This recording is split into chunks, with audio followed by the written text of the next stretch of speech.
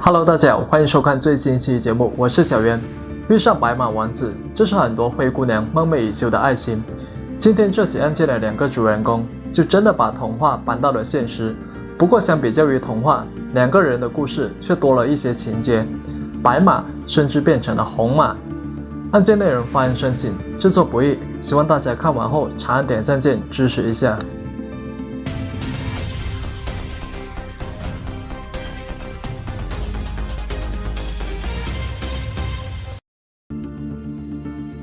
事情还得从2000年的中国上海说起。作为中国的超一线城市，上海凭借得天独厚的政策扶持和地理优势，发展速度非常之快。走在商业区里，打扮得光鲜艳丽的上班族随处可见。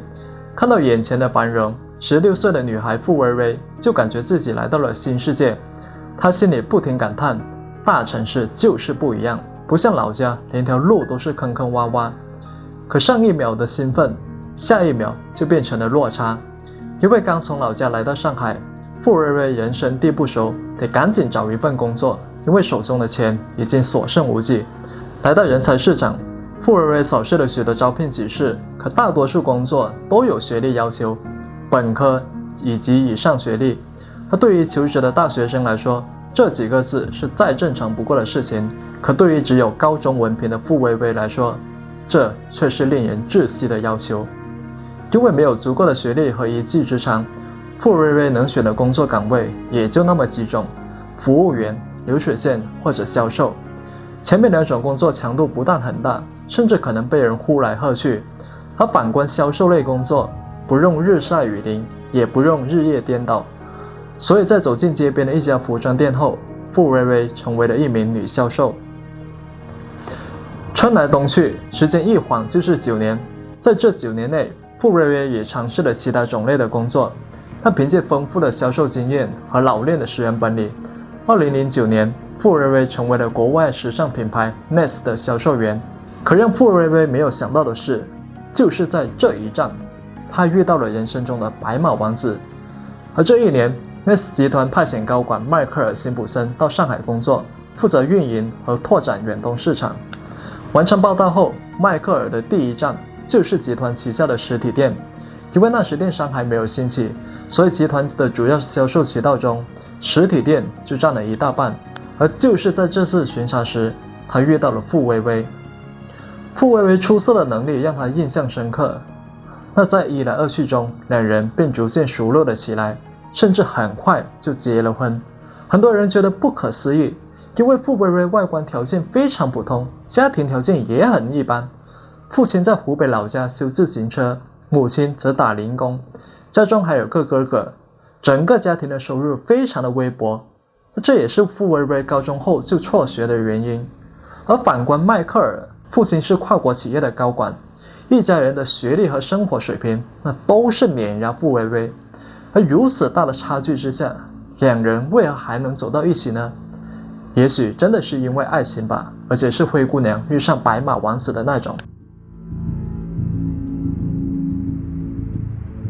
女儿在上海找了个外国男友的消息传开后，傅薇薇老家的街坊邻居都炸开了锅，有人祝贺，也有人嘲笑。但不管外人的看法如何，傅薇薇的父母觉得自己的腰杆总算比以前直了很多。那毕竟我女儿如今在大城市工作，还嫁入了豪门，你们这些人对我横竖都得客气点。那听到女儿要和迈克尔领证的消息后，傅薇薇的父母别提有多高兴了。和你说我们这位杨女婿这么有钱，会不会送栋别墅给我们住？而在那天的晚餐上，两个老人一边吃着简单的饭菜，一边计划着以后的老年生活，还时不时发出高兴的笑声。那怀着期待的心情，傅薇薇的父母来到了上海。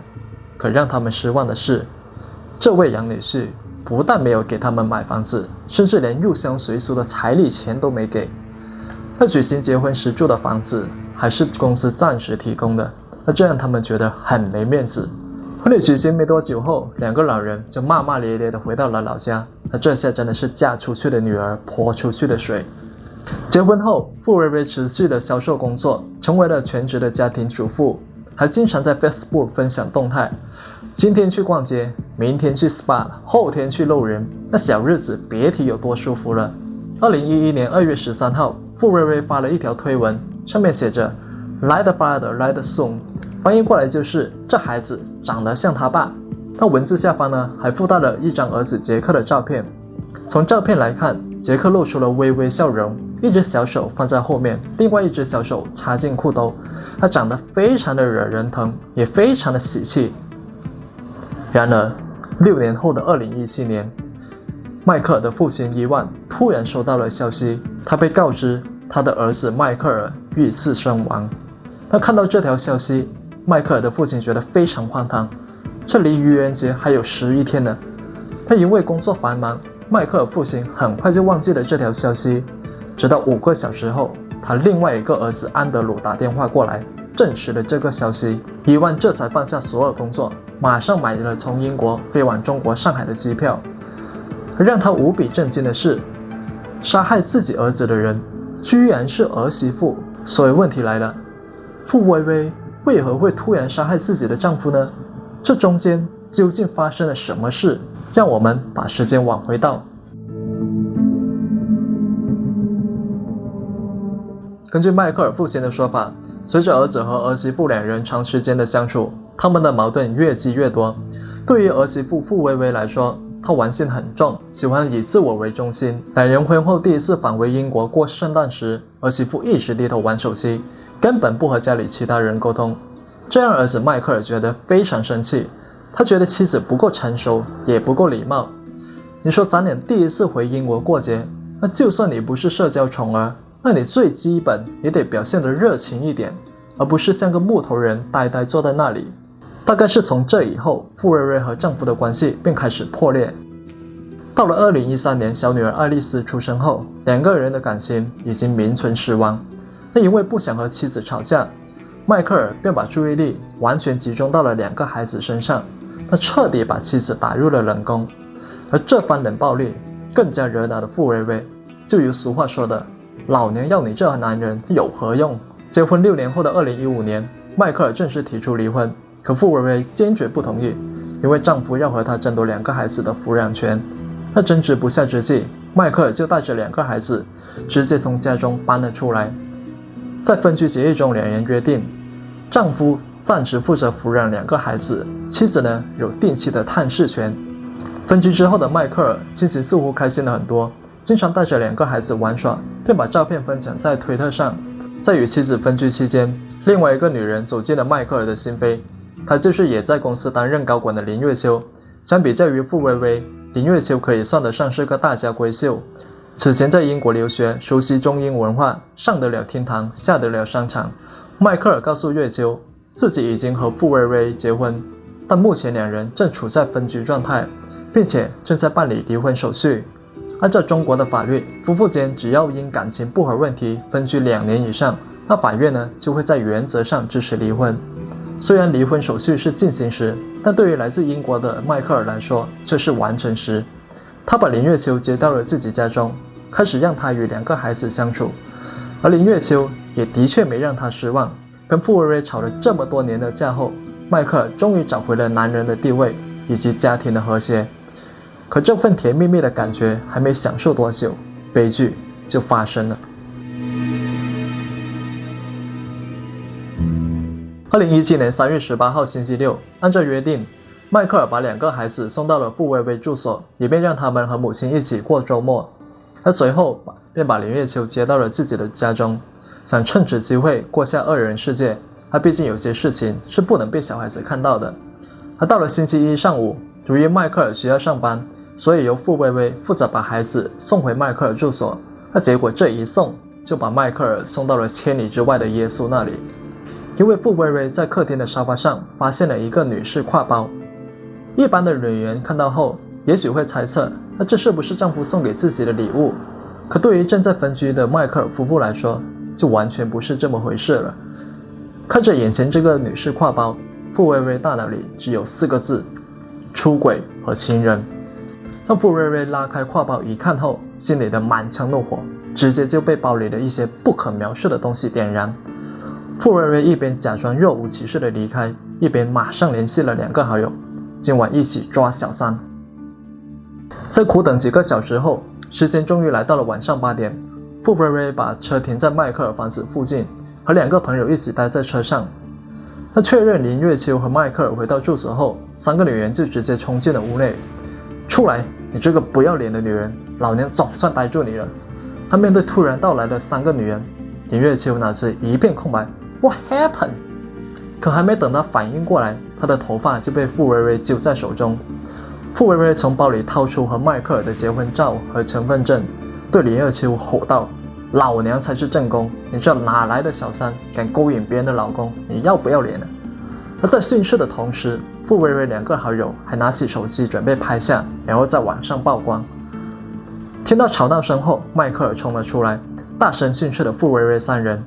在争执过程中，傅瑞瑞突然从包里掏出了一把小刀，挥向了林月秋的肩膀和手臂，鲜血瞬间就从林月秋手上冒了出来。看到女友受伤，迈克尔立即抱住林月秋，以阻止傅瑞瑞。而看到丈夫如此维护这个小三，傅瑞瑞变得更加的恼火，她直接把刀刺向了迈克尔，刀起刀落，连续4下。而2个好友怎么也想不到，傅瑞瑞居然会拿刀刺丈夫，他们连忙将其拉开，可为时已晚。医护人员到来后，马上把迈克尔和林月秋送到了医院。他经过诊断，林月秋的动脉被割破，大量失血，而肩部的刀伤严重伤害了他的右手神经，他可能再也无法正常使用右手，但所幸捡回了一条命。可迈克尔这边呢，就完全不同了，他颈部和肺部的2刀直接把他送到了耶稣那里。而发生这一切时，2个孩子正在楼上睡觉。试想，如果这一幕不幸被他们看到，那会给他们带来多大的阴影？面对不幸遇害的儿子，迈克尔的父亲伊万是既懊悔又悲痛，因为早在儿子闪婚不久后，他就想过这场婚姻会不会因为文化隔阂等问题渐行渐远。但2个孩子的相继出生，让他收回了成见，并且尊重了儿子的选择。但不料如今发生这样的悲剧。案发8个月后的2017年11月，上海法院对此案召开了庭审。傅瑞瑞家人极力祈求伊万的谅解，但还是被伊万的丧子之痛挡在了外面。而最终，傅瑞瑞被判处无期徒刑，在2035年以前不得假释和减刑。但也恰恰是因为伊万的坚持，导致后面他和傅瑞瑞家人在2个孙子的抚养权问题上发生了激烈的冲突。迈克尔的父亲伊万认为，2个孩子应该由他们带回英国抚养，让2个孩子接受良好的教育，生活在稳定的环境中。可傅瑞瑞的家人坚决不同意，甚至一直拒绝孩子与祖父祖母的接触，包括拦截他们寄给孩子的礼物还有信件。接受英国《每日邮报》记者采访时，祖父伊万就表示，面对傅瑞瑞家人，他觉得既气愤又无奈，因为孩子的舅舅，也就是傅瑞瑞的哥哥，居然告诉2个孩子，你们的爷爷奶奶根本就不爱你们，不想见你们，所以才不来见你们。他被带回老家之后，杰克和爱丽丝只能在村里的小学读书。那短短2年时间里，他们的英语就忘得差不多了。而再次和祖父祖母交流时，他们必须借助翻译。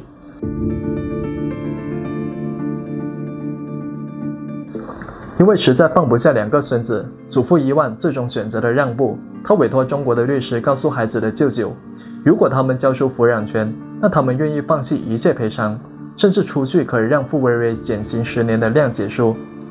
在发出这个请求的同时，伊万还在网上众筹了9000英镑，相当于当时的7万多元人民币。而对于收入微薄的傅某家人来说，的确是笔不小的钱财。他钱交到孩子的舅舅手中后，虽然比他预期的55万人民币少了很多，但傅某家人最终还是同意了伊万带走孙女爱丽丝，但是不能带走孙子杰克，每年最多只能来探望1次，平时呢可以用视频电话联系。他为了避免傅某家人反悔，伊万就火急火燎赶到了湖北，把孩子带到了上海，并且为他办理紧急护照，然后直接飞回英国。对于爱丽丝来说，虽然当时她只有几岁，但她还是知道这一走后，以后就很难见到哥哥。回到英国后，爱丽丝开始重新学习英语，并且每天和哥哥杰克进行视频通话。外公伊万表示，爱丽丝平时问的最多的2个问题就是哥哥什么时候才能来英国，妈妈又什么时候才能来看我？伊万认为，父母家人之所以对自己如此抗拒，其中很大一方面就是担心自己的养老问题。如果自己能在金钱上满足他们，他或许可以把杰克带回英国。而在通过外交途径失败后，伊万改变了策略。他告诉父母家人，自己会向傅瑞瑞账户存入4万英镑，以此作为傅瑞瑞入狱期间对父母的赡养费。但根据公开的资料，目前杰克还是身处中国，也就是说，伊万的这个建议被拒绝了。那除了补偿父母家人，伊万也为儿子的女友林月秋发起了众筹。众筹的钱呢，主要用于医疗费用和律师费用。那纵观整个案件，我们会发现，但很多时候我们的生活就充满了讽刺。一方面，我们对灰姑娘遇上白马王子的爱情故事充满期待，可另外一方面，我们又不得不去面对门当户对的铁链。而对于傅薇薇和迈克尔来说，婚姻的绊脚石又岂止是门当户对？2个家庭的悲剧，3个大人的闹剧，错的明明是大人，却要让2个年幼的孩子为此买单，实在是不幸。我是小袁，我们下期再见。